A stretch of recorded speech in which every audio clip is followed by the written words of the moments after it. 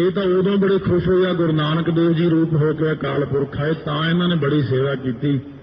उदों किते इन्होंने दर्शन होए ने, उदों किते आके देखिया कि आ सानू चलाउण वाला वाहिगुरू है, ये नहीं सानू चलाउण वाले निरंकार गुरु ग्रंथ साहिब पूरी सृष्टि नूं चला रहे ने।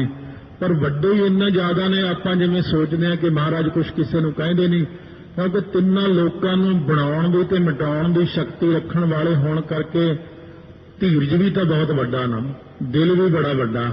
माड़ी मोटी गल तो किसी नूं कुछ नहीं कहंदे, शांत बैठे ने, बस किसी नूं कुछ नहीं कहना क्योंकि मेरे अपने ने। महाराज आपां नूं अपने समझ के कुछ नहीं कहंदे।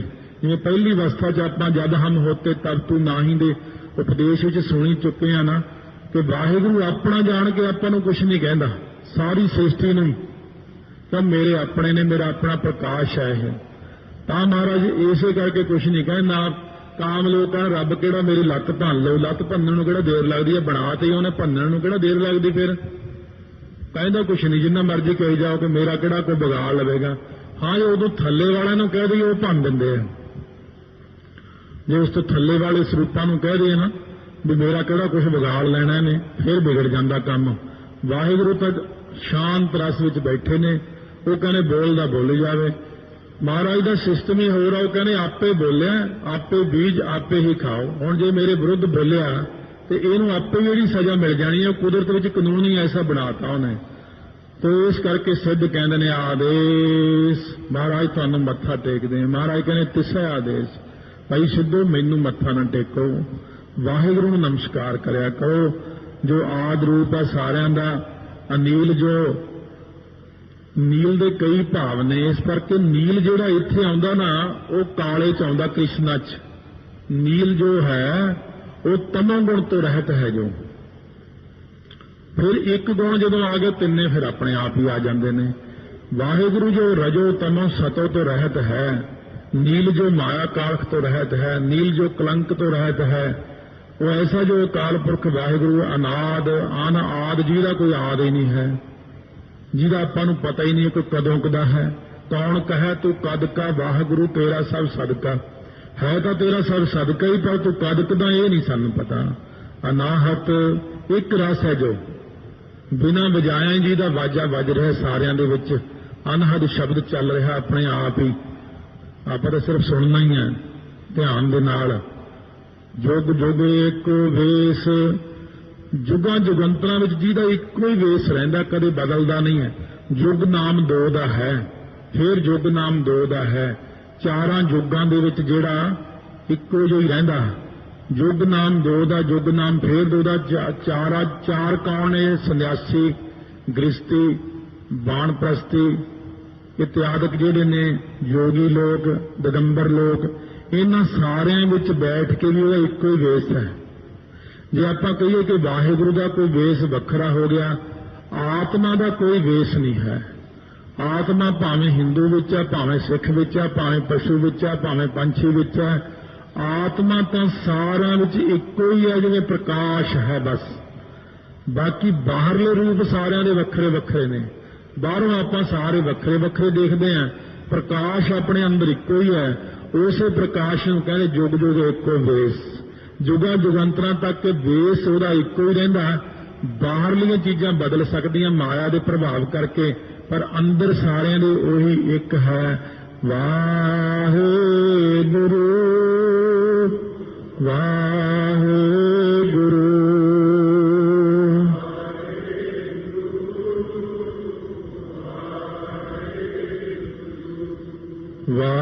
वाहिगुरू वाहिगुरू।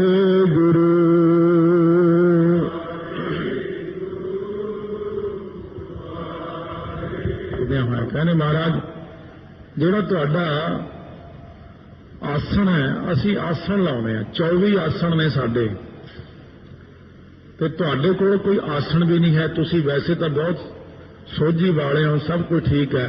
असी सिद्ध लोग जिथे भी जाने अपना आसन रखते हैं, तो फिर साडा भंडारा भी हुंदा, ते तुहाडे कोल ना आसन है ना भंडारा।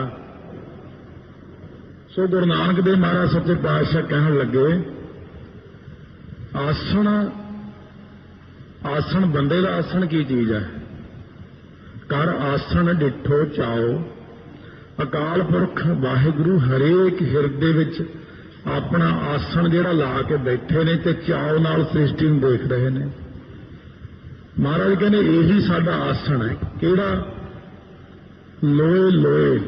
लोए लोए का अर्थ है ब्रह्म लोक, इंद्र लोक, शिव लोक, मात लोक, पताल लोक, परी लोक, देव लोक, ये जिन्ने लोक ने इन्हां विच जिहड़ा परमेश्वर आसन ला के बैठा सारियां दे हिरदियां च स्थित हो के यही साडा आसन है। तुहाडे आसन जिहड़े ने तां नासवंत ने, फटण वाले ने, रुड़ जाण वाले ने, पर जिहड़ा साडा आसन है ना, असीं तां जिहड़ा वाहिगुरू नूं सारियां हिरदियां विच बैठा देखिआ है, यही साडा आसन है। वाहिगुरू सारियां हिरदियां च, सारियां लोकां विच, सारियां ब्रह्मंडां विच बैठा, बस यही नूं आसन जाणिआ। ते महाराज फिर तुहाडा भंडार किहड़ा होया? सतगुरु महाराज कहते तुहाडा भंडारा तां मुक जांदा, फिर तुसीं मंगण जांदे हो। कहते असीं तां इहनूं भंडारा मन्निआ जिहड़ा हरेक बंदे दे मस्तक दे उत्ते भंडारा पाया होया ਉਹਨੇ। जो किछ पाया सो एका वार।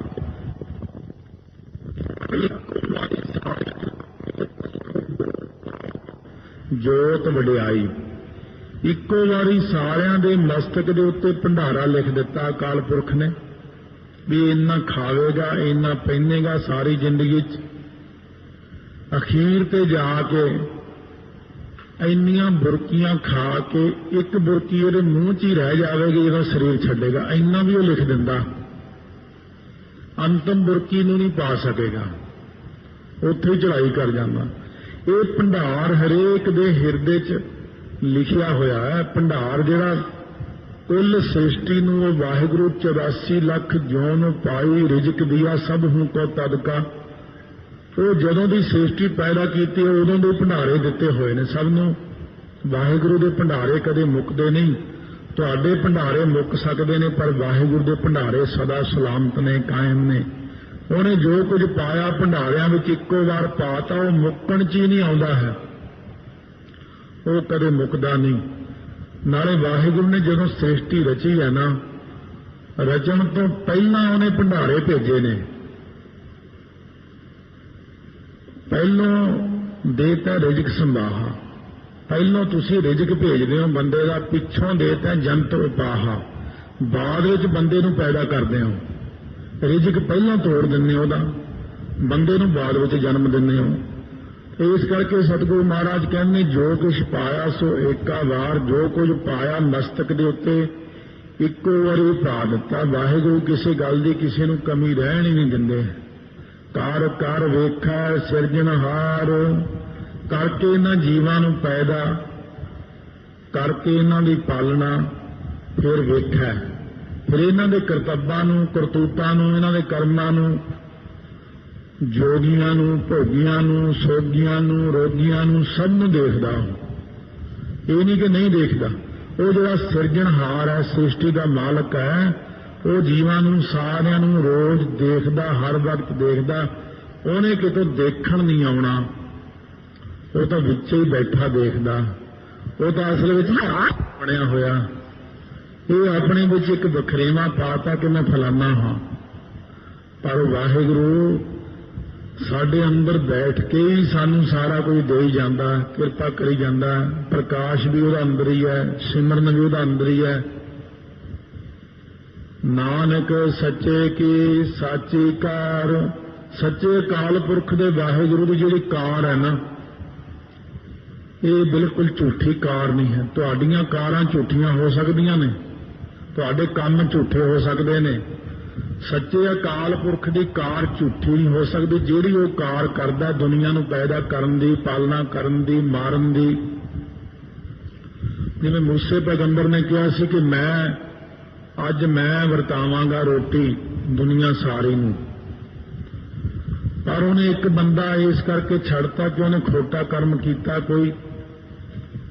ਪਰਮੇਸ਼ਰ ਕਹਿਣ ਲੱਗੇ ਤੇਰੇ ਵੱਸ ਦੀ ਗੱਲ ਨਹੀਂ, ਤੂੰ ਤਾਂ ਬੰਦਿਆਂ ਦੀਆਂ ਗਲਤੀਆਂ ਦੇਖ ਕੇ ਉਹਨਾਂ ਨੂੰ ਭੁੱਖਾ ਮਾਰ ਦੇਂਗਾ। ਇਸ ਤਰ੍ਹਾਂ ਕਹਿੰਦੇ ਅਸੀਂ ਰੋਟੀ ਵੀ ਸਾਰਿਆਂ ਨੂੰ ਦੇਣੀ ਹੈ ਤੇ ਜਿਹੜਾ ਹਿਸਾਬ ਕਿਤਾਬ ਉਹ ਵੱਖਰਾ ਕਰਨਾ ਉਹਨਾਂ ਦਾ।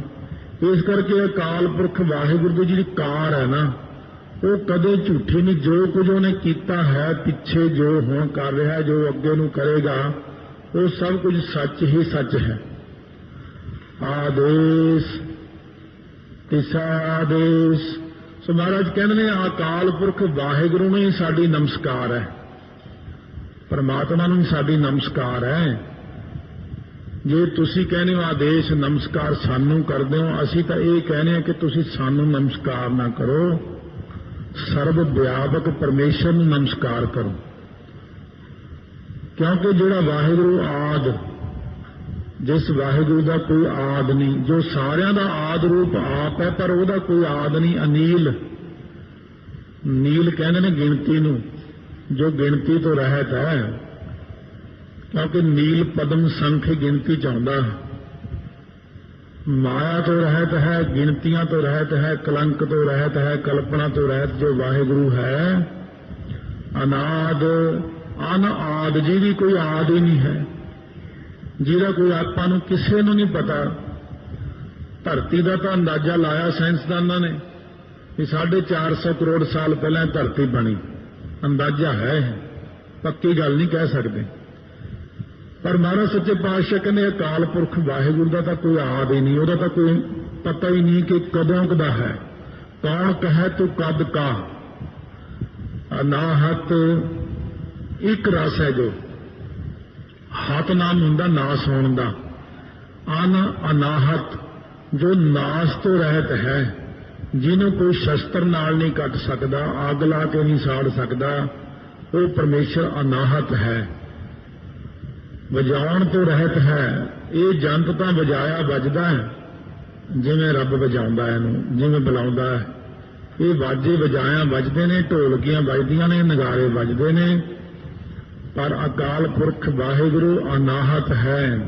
वो अपने आप ही एक रस, उहदा हमेशा अनाहत शब्द हुंदा ही रहिंदा। जिन्हां नूं सुणन लग जांदा उन्हां नूं तां इत्थे ही सुणन लग जांदा, जिन्हां नूं नहीं सुणदा उन्हां नूं किते भी नहीं सुणदा। घंटा जाका सुणिए चौं कुंट, चौहां कुंटां विच उहदा घंटा सुणदा है। घड़ियाल ये बाणी विच जिन्नियां पंगतियां लिखियां ने, इन्हां दा अध्ययन करन दी बड़ी लोड़ पैंदी है। ये गल जिहड़ी घंटा जाका सुणिए चौं कुंट, मतलब तां हुक्म है, पर भी हुक्म जी दा 4 कुंटां विच चलदा है। पर एक बड़े पहुंची हस्ती गुरमुख प्यारे ने दस्सिया सी, कहंदा तड़के 2 वजे सचखंड दे विच बहुत वड्डा घड़ियाल वजदा, एक जिहड़ा सारे ब्रह्मंड विच सुणदा गुरमुखां नूं है। 2 वजे वज जांदा ते 2 वजे सारे गुरमुख जिन्ने ब्रह्मंडां विच जिथे भी कोई भगत बैठा है, सुता है, सब सावधान हो जाते भी अमृत वेला हो गया। जिन्हां नूं जगाउणा उन्हां नूं तां अपने घड़ियाल नाल जगा ही लैणा। किसी नूं नगारे की आवाज़ सुना दिंदे ने, किसी नूं घड़ियाल की आवाज़ सुना दिंदे ने। इस करके वो अनाहत, जुग जुग एको वेस, जुग जुग एको वेस, जुगां जुगां दे विच इस अकाल पुरख वाहिगुरू दा इक्को ही वेस है। जुग 2 नाम, जुग दा मतलब है 2, फिर जुग, फिर 2, 4 जुगां दे विच इक्को ही वेस है, जिस अकाल पुरख दा बदलदा नहीं। मुड़ मुड़ के जुग आउंदे ने। जुग जिहड़ा जीव ते ईश्वर है 2, जुग जो 2 की चीज है, पुरख ते प्रकृति है। इन्हां 4 दे विच जिहड़ा उहदी जोत है, जोत दा तां इक्को ही स्वरूप है सारियां विच, चाहे वो पशु पंछी कीड़ी मकौड़ा किरम होवे, हाथी होवे, बंदा होवे, ब्रह्मंड होवे, तारे ने, चंद्रमा ने, हरेक विच जिहड़ी जोत है ना, वो इक्को ही जोत काम करी जाती है। सारियां दे विच इक्को जैसा ही प्रकाश है। जिही जी आत्मा अपने विच उही जी सूरज विच है, पर सूरज नूं समर्था बहुत दित्ती हुई है। जिही जी आत्मा अपने विच उही जी चंद्रमा विच है, उही जी कीड़ी विच है। इस करके महाराज सच्चे पातशाह कहने जुगां जुगंतरां विच तुहाडा वेश नहीं बदलदा, आ दुनिया दे वेश बदल जांदे ने। जिवें महाराज कहंदे ने सूरज एको रुत अनेक, नानक करते के केते वेश। वेश ते कई प्रकार दे ने, पर सूरज एको ही रहिंदा, रुतां 6 हो जांदियां ने। इसे प्रकार वाहिगुरू आप तां एकांत ही ने ते उहदी किरपा नाल वेश बहुते ने। तो इस तरह अपना वेश नहीं ਉਹਦਾ बदलता, अपना वेश ਉਹਦਾ सदा ही सारिया युगां विच तिन्ना कालां विच एक जैसा ही रहिंदा है। इस करके महाराज कहने आद सच जुगाद सच है भी सच नानक होसी भी सच। वाहे गुरु वाहे गुरु।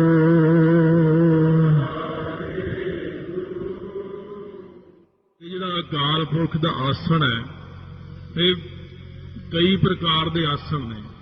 ਇੱਕ ਤਾਂ ਜਿਹੜੀ ਆ ਸਾਧ ਸੰਗਤ ਹੈ, ਇਹਨੂੰ ਵੀ ਗੁਰਬਾਣੀ ਵਿੱਚ ਅਕਾਲ ਪੁਰਖ ਦਾ ਆਸਣ ਕਿਹਾ। ਇੱਕ ਜਿਹੜਾ ਸਾਡਾ ਹਿਰਦਾ, ਇਹਨੂੰ ਵੀ ਆਸਣ ਕਿਹਾ। ਸਧਾਰਨ ਤੌਰ ਤੇ ਇੱਕ ਦੁਕਾਨ ਵਿੱਚ ਇੱਕ ਕੁਰਸੀ ਪਈ ਹੈ, ਕੁਰਸੀ ਦੀ ਕੀਮਤ ਹੈ 2000, 500, 5000 ਵੀ ਹੋ ਸਕਦੀ, 10000 ਵੀ ਹੋ ਸਕਦੀ ਹੈ। ਇੱਕ ਇੰਨੀ ਮਹਿੰਗੀ ਕੁਰਸੀ ਹੈ, ਪਰ ਉਹਦੀ ਕੀਮਤ ਉਦੋਂ ਕਰੋੜਾਂ ਰੁਪਏ ਬਣ ਜਾਂਦੀ ਹੈ ਜਦੋਂ ਉਹ ਕਿਸੇ ਬਹੁਤ ਵੱਡੇ ਆਦਮੀ ਦੇ ਥੱਲੇ ਚਲੀ ਜਾਂਦੀ। ਹੁਣ ਉਹਦੀ ਕੀਮਤ ਵੱਖਰੀ ਪੈ ਗਈ। ਕੁਰਸੀ ਦਾ ਮੁੱਲ ਤਾਂ 10000 ਹੈ, ਪਰ ਵੈਸੇ ਉਹ ਕੁਰਸੀ ਕਰੋੜਾਂ ਨੂੰ ਵੀ ਨਹੀਂ ਮਿਲਦੀ ਹੈ, ਕਿਉਂਕਿ ਉਹ ਹੁਣ ਜਾ ਕੇ ਜਦੋਂ ਕਿਸੇ ਟਿਕਾਣੇ ਤੇ ਲੱਗ ਜਾਂਦੀ। ਇਸੇ ਤਰ੍ਹਾਂ ਹੀ ਸਾਡੇ ਹਿਰਦੇ 'ਚ ਵਾਹਿਗੁਰੂ ਦਾ ਆਸਣ ਤਾਂ ਹੈ ਸਾਰਿਆਂ ਦੇ ਹੀ, ਪਰ ਹੁਣ ਮਹਾਰਾਜ ਕਹਿੰਦੇ ਆਸਣ ਲੋਏ। ਲੋਏ ਦਾ ਅਰਥ ਹੈ ਪ੍ਰਕਾਸ਼। ਜਿਸ ਹਿਰਦੇ ਰੂਪ ਆਸਣ ਦੇ ਉੱਤੇ ਵਾਹਿਗੁਰੂ ਦਾ ਪ੍ਰਕਾਸ਼ ਹੋ ਜਾਂਦਾ, ਉਹ ਆਸਣ ਦੀ ਹੁਣ ਕੀਮਤ ਪੈ ਜਾਂਦੀ ਹੈ। ਉਹ ਆਸਣ ਮਹਿੰਗਾ ਹੋ ਜਾਂਦਾ। ਰਜਾਈ ਜਾਂ ਤਲਾਈ ਜਾਂ ਉੱਤੇ ਚਾਦਰ ਵਿਛੀ ਹੋਈ ਹੈ ਤਾਂ ਆਪਾਂ ਸਾਰੇ ਹੀ ਸੌਂਦੇ ਹਾਂ, ਪਰ ਜਿਹੜੀ ਵਿਛਾਈ ਗੁਰੂ ਗ੍ਰੰਥ ਸਾਹਿਬ ਦੇ ਥੱਲੇ ਹੋਈ ਵੀ ਹੈ, ਤਲਾਈ ਤੇ ਚਾਦਰ ਹੈ, ਇਹਦੀ ਕੋਈ ਕੀਮਤ ਹੀ ਨਹੀਂ ਹੈ। ਇਹਦੀ ਆਪਣੀ ਕੀਮਤ, ਇਹ ਅਮੁੱਲ ਗੁਣ ਅਮੁੱਲ ਵਪਾਰ 'ਚ ਹੀ ਆ ਜਾਂਦੀ ਹੈ। ਜਿਸ ਹਿਰਦੇ ਵਿੱਚ ਵਾਹਿਗੁਰੂ ਦਾ ਪ੍ਰਕਾਸ਼ ਹੋ ਜਾਂਦਾ, ਮਹਾਰਾਜ ਕਹਿੰਦੇ ਅਸਲ ਵਿੱਚ ਮੇਰਾ ਉੱਥੇ ਆਸਣ ਹੁੰਦਾ। ਜਦੋਂ ਉੱਥੇ ਮੇਰਾ ਆਸਣ ਹੁੰਦਾ ਤਾਂ ਹੀ ਉਹ ਦੁਨੀਆ ਉਸ ਸਰੀਰ ਨੂੰ ਮੱਥਾ ਟੇਕਦੀ, ਕਿਉਂਕਿ ਮੇਰਾ ਆਸਣ ਉਸ ਸਰੀਰ ਵਿੱਚ ਲੱਗ ਜਾਂਦਾ। ਵੈਸੇ ਤਾਂ ਸਾਰਿਆਂ ਵਿੱਚ ਹੀ ਆਸਣ ਹੈ, ਕਿਉਂ ਤਾਂ ਕੁਰਸੀ ਇੱਕ ਹੁੰਦੀ ਹੈ, ਉਸ ਕੁਰਸੀ ਨੂੰ ਲੋਕ ਮੱਥਾ ਟੇਕਦੇ ਐ। ਤਾਂ ਜੇ ਕੁਰਸੀ ਨੂੰ ਮੱਥਾ ਟੇਕਣਾ, ਫਿਰ ਬਾਜ਼ਾਰ 'ਚ ਬਹੁਤ ਕੁਰਸੀਆਂ ਮਿਲ ਜਾਂਦੀਆਂ। ਕੁਰਸੀ ਦੇ ਉਪਾਸਕ ਨਹੀਂ, ਉਹ ਲੋਕ ਉਸ ਕੁਰਸੀ ਦੇ ਉਪਾਸਕ ਹੈ ਜਿਹਦੇ ਉੱਤੇ ਉਹ ਮਹਾਨ ਬੰਦਾ ਬੈਠਦਾ ਵੱਡਾ। ਕੁਰਸੀਆਂ ਤਾਂ ਬਹੁਤ ਹੋਣਗੀਆਂ, ਪਰ ਸ਼ੀਸ਼ ਮਹਿਲ 'ਚ ਕੁਰਸੀ ਰੱਖੀ ਹੋਈ ਮਹਾਰਾਜਾ ਪਟਿਆਲਾ ਦੀ, ਇਹ ਕੁਰਸੀ ਹੈ, ਉਹਦਾ ਤਖਤ ਹੈ ਬਹਿਣ ਵਾਲਾ, ਉਹਦੀ ਬੜੀ ਕੀਮਤ ਹੈ। ਕੁਰਸੀ ਦਾ ਫਰਕ ਹੈ, ਮੰਜੇ ਦਾ ਫਰਕ ਹੈ, ਪਲੰਘ ਦਾ ਫਰਕ ਹੈ। ਪਲੰਘ ਤਾਂ ਉਹ ਵੀ ਪਿਆ ਜਿਹੜਾ ਭਾਈ ਲਾਲੋ ਨੇ ਭੇਟਾ ਕੀਤਾ ਗੁਰੂ ਨਾਨਕ ਦੇਵ ਜੀ ਨੂੰ, ਉਹਦੀ ਕੋਈ ਕੀਮਤ ਹੀ ਨਹੀਂ ਹੈ। ਜਦੋਂ ਉਹਦੇ ਪਾਵੇ ਕਾਫੀ ਟੁੱਟ ਗਏ ਸੀ ਪਿੱਛੇ ਜੇ, ਤਾਂ ਮਿਸਤਰੀ ਨੂੰ ਬੁਲਾ ਕੇ ਉਹ ਪਰਿਵਾਰ ਕਹਿਣ ਲੱਗਿਆ ਵੀ ਇਹ ਪਾਵੇ ਜਿਹੜੇ ਨੇ ਸਾਰੇ ਤੁਸੀਂ ਨਵੇਂ ਸੋਹਣੀ ਲੱਕੜ ਦੇ ਲਾ ਦਿਓ, ਭਾਵੇਂ ਚੰਦਨ ਦੀ ਲੱਕੜ ਦੇ ਲਾ ਦਿਓ, ਭਾਵੇਂ ਸਾਗਵਾਨ ਦੇ ਲਾ ਦਿਓ। ਉਹ ਮਿਸਤਰੀ ਮੇਚਾ ਲੈ ਕੇ, ਲੱਕੜ ਬੜੀ ਵਧੀਆ ਲੈ ਕੇ ਰਾਤ ਨੂੰ ਤਿਆਰ ਕਰਦਾ, ਸੌਂ ਗਿਆ। ਰਾਤ ਨੂੰ ਸੁਪਨੇ 'ਚ ਗੁਰੂ ਨਾਨਕ ਦੇਵ ਜੀ ਕਹਿਣ ਲੱਗੇ ਆ ਕੇ ਮਿਸਤਰੀ ਨੂੰ, ਕਹਿੰਦੇ ਪਾਵੇ ਨਾ ਬਦਲੀ, ਉਹਦੇ ਪਾਵੇ ਉਹੀ ਰਹਿਣ ਦੇ, ਉਹਦੇ ਤੇ ਕੜੇ ਚੜਾ ਦੇ ਤੂੰ ਲੋਹੇ ਦੇ, ਕਿਉਂਕਿ ਇਹ ਮੰਜੀ ਭਾਈ ਲਾਲੋ ਨੇ ਸਾਨੂੰ ਦਿੱਤੀ ਸੀ, ਇਸ ਕਰਕੇ ਇਹ ਮੰਜੀ ਜਿਹੜੀ ਆ ਨਾ, ਇਹਦੇ ਪਾਵੇ ਨਹੀਂ ਬਦਲਨੇ ਹੈ। ਉਹ ਸਵੇਰੇ ਉੱਠ ਕੇ ਮਿਸਤਰੀ ਆ ਗਿਆ ਘਰ ਉਹਨਾਂ ਦੇ, ਕਹਿੰਦਾ ਜੀ ਮਹਾਰਾਜ ਕਹਿੰਦੇ ਇਸ ਆਸਣ ਦੇ ਪਾਵੇ ਨਹੀਂ ਬਦਲਨੇ। ਇੱਕ ਤਾਂ ਉਹ ਵੀ ਆਸਣ ਹੈ, ਉਹ ਮੰਜੀ ਕਿੰਨੀ ਮਹਾਨ ਹੈ, ਮੰਜੀ ਸਾਹਿਬ ਲੋਏ ਭੰਡਾਰ। ਮਹਾਰਾਜ ਕਹਿੰਦੇ ਜਿਸ ਹਿਰਦੇ ਵਿੱਚ ਸਾਡਾ ਲੋਏ ਪ੍ਰਕਾਸ਼ ਹੋ ਜਾਂਦਾ ਹੈ, ਉਹ ਹਿਰਦਾ ਭੰਡਾਰਾ ਬਣ ਜਾਂਦਾ ਹੈ।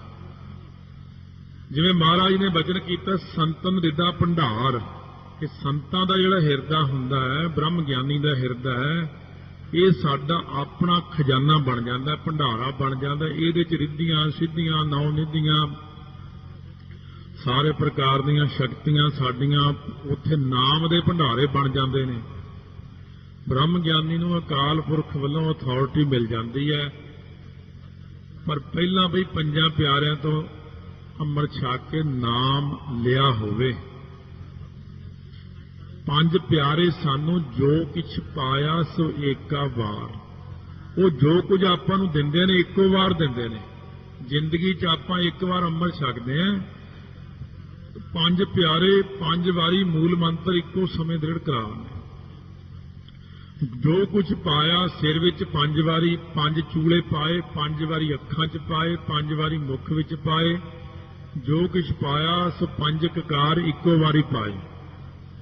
ਤੇ 5 ਪਿਆਰੇ ਜਿਹੜੇ ਨੇ ਉਹ ਜੋ ਕੁਝ ਪਾਉਂਦੇ ਨੇ ਇੱਕੋ ਵਾਰ ਦਿੰਦੇ ਨੇ। ਬੰਦੇ ਦੇ ਮੱਥੇ ਉੱਤੇ ਜੋ ਵਾਹਿਗੁਰੂ ਲਿਖਦਾ ਉਹ ਵੀ ਇੱਕੋ ਵਾਰ ਲਿਖਦਾ।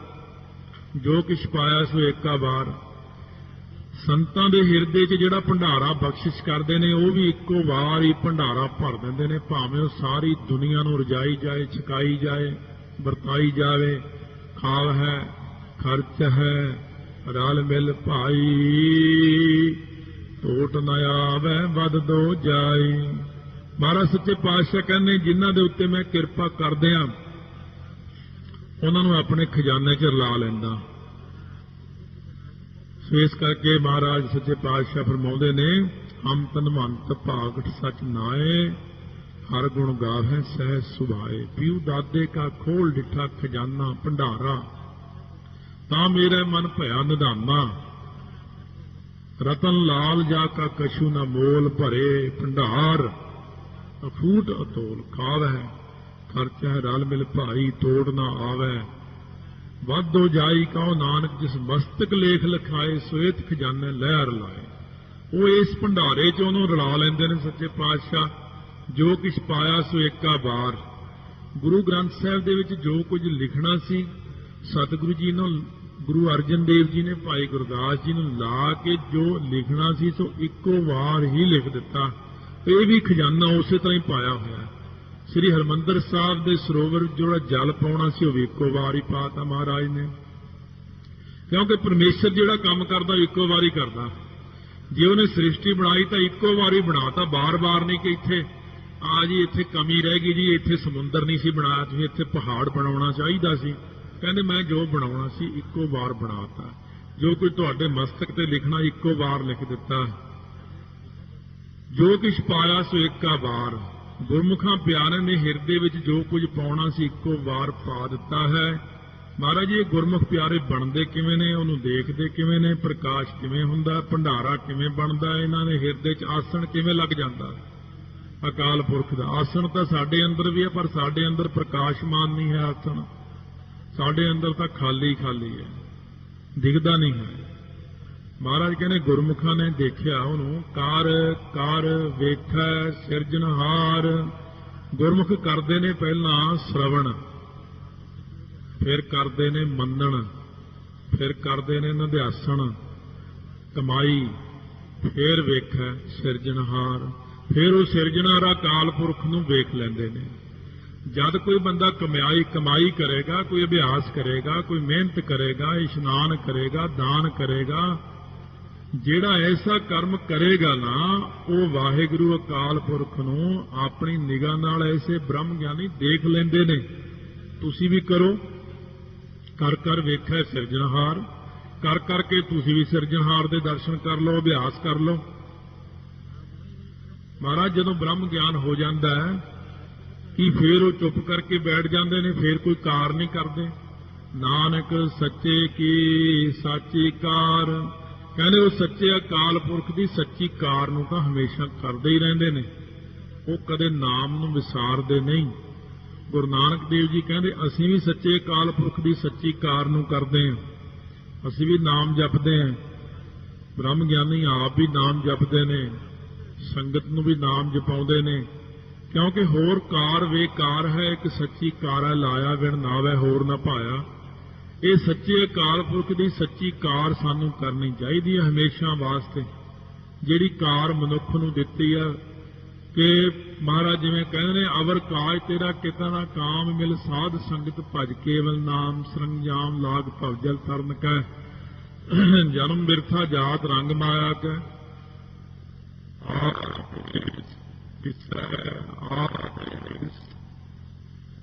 ਆੜੇ ਨੂੰ ਕਰਨਾ ਹੈ, ਇਸ ਕਰਕੇ ਆਦੇਸ਼ ਬੋਲਿਆ। ਨਹੀਂ ਤਾਂ ਆਪਣਾ ਹੁੰਦਾ ਆਦੇਸ਼ ਤੇ ਸੇ ਆਦੇਸ਼। ਕਿਉਂਕਿ ਜ਼ਿਆਦਾ ਇੰਪੋਰਟੈਂਸ ਦਿੱਤੀ ਨਹੀਂ ਇਸ ਗੱਲ ਨੂੰ, ਬਈ ਹੋਰ ਕਿਸੇ ਗੱਲ ਨੂੰ ਬੜਾ ਧਿਆਨ ਨਾਲ ਦੇਖਦੇ ਆ। ਵੀ ਸਪੈਲਿੰਗ ਦੇ ਵਿੱਚ ਮਿਸਟੇਕ ਨਾ ਹੋ ਜਾਵੇ ਕੋਈ ਕਿਸੇ ਥਾਂ ਤੇ, ਨਹੀਂ ਤਾਂ ਲੋਕ ਮੈਨੂੰ ਮਖੌਲ ਕਰਨਗੇ, ਮੇਰੇ ਕੰਮ ਨਹੀਂ ਬਣਨਾ, ਮੇਰੇ ਨੰਬਰ ਕੱਟੇ ਜਾਣਗੇ।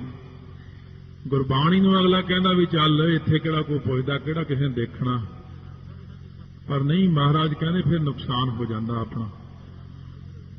ਗੁਰਬਾਣੀ ਨੂੰ ਜਿੰਨਾ ਸਤਿਕਾਰ ਦਿਓ, ਮਾਣ ਆਦਰ ਦਿਓ, ਪੜ੍ਹਨ ਵਿੱਚ ਵੀ, ਬੈਠਣ ਵਿੱਚ ਵੀ, ਸਾਰੇ ਕੰਮਾਂ 'ਚ ਗੁਰਬਾਣੀ ਦਾ ਸਤਿਕਾਰ ਕਰਨਾ, ਤਾਂ ਮਹਾਰਾਜ ਕਹਿੰਦੇ ਆਦੇਸ਼ ਨਮਸਕਾਰ ਹੈ। ਕਿਹਨੂੰ?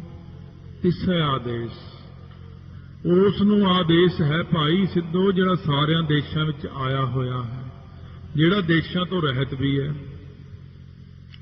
ਇਹ ਦੋਨੋਂ ਹੀ ਗੱਲਾਂ ਉਹਦੇ ਵਿੱਚ, ਸਾਰਿਆਂ ਦੇਸ਼ਾਂ ਵਿੱਚ ਹੈ ਵੀ ਤੇ ਨਹੀਂ ਵੀ ਹੈ। ਆਦ, ਜੋ ਆਦ ਰੂਪ ਹੈ ਸਾਰਿਆਂ ਦਾ, ਅਨੀਲ, ਜੋ ਗਿਣਤੀਆਂ ਤੋਂ ਰਹਿਤ, ਮਾਇਆ ਤੋਂ ਰਹਿਤ ਹੈ,